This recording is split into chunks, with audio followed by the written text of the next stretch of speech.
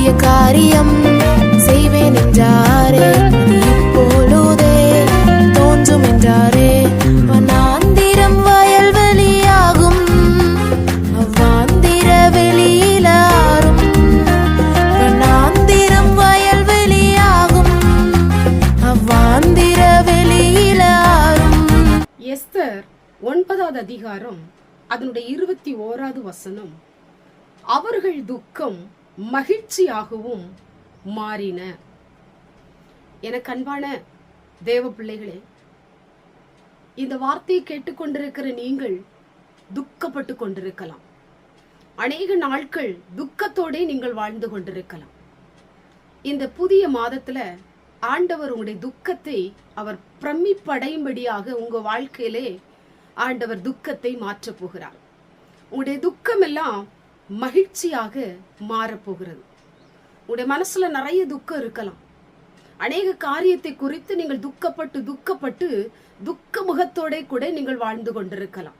வாழ்க்கையில எனக்கு சந்தோஷம் இல்லை, மகிழ்ச்சி இல்லை, ஒவ்வொரு நாளும் நான் எழும்பும் பொழுது நான் துக்கத்தோட இருக்கிறேன், துக்கத்தோட என் நாட்களை கழித்து கொண்டிருக்கிறேன், என் துக்கம் மாறுமா, என் துக்கம் மகிழ்ச்சியாய் மாறுமா, என் துக்கத்திற்கு ஆண்டவர் ஒரு பதில் தரமாட்டாரா, இப்படி என்று சொல்லி நீங்கள் நினைத்து கொண்டிருக்கலாம். இந்த மாதத்துல உங்க துக்கம் எல்லாம் கர்த்தர் மாற்ற போகிறார்.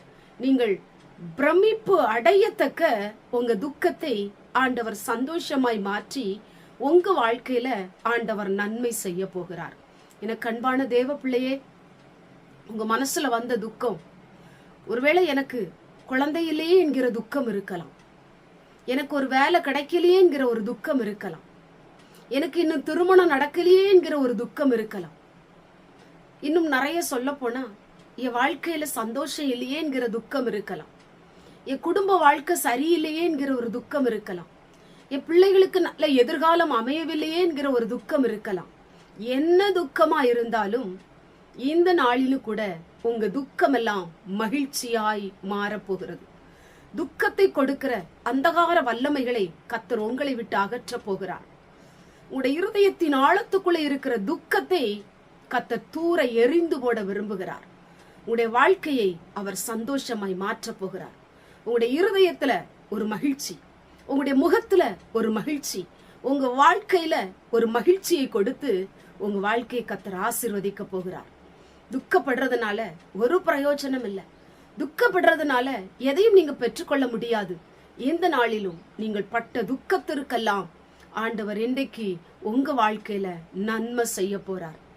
ஒரு பிரமிப்பை நீங்கள் பார்க்க போகிறீர்கள். உங்க வாழ்க்கை பிரமிக்கத்தக்க ஒரு அற்புதம் உங்க வாழ்க்கையில ஆண்டவர் செய்ய போறார்.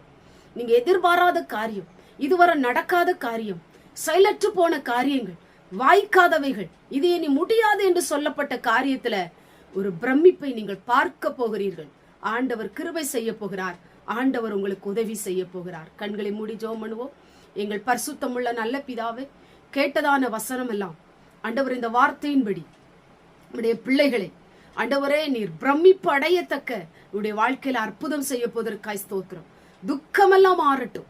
இந்த வார்த்தையை கேட்டுக்கொண்டிருக்கிற உங்களுடைய பிள்ளைகள் துக்கத்தோட இந்த வார்த்தையை கேட்கலாம். இன்னைக்கு துக்க முகத்தை ஆண்டவர் சந்தோஷமாய் மாற்றும். துக்க முகங்கள் பிரமிப்படையட்டும். இருதயத்துல இருக்கிற துக்கம், முகத்துல இருக்கிற துக்கம், வாழ்க்கையில சுமந்து கொண்டிருக்கிற துக்கம் எல்லாம் மாறி போகட்டும். ஒரு ஆசீர்வாதம் உண்டாகட்டும். இயேசுவின் மூலம் ஜெபிக்கிறோம் பிதாவே, ஆமென்.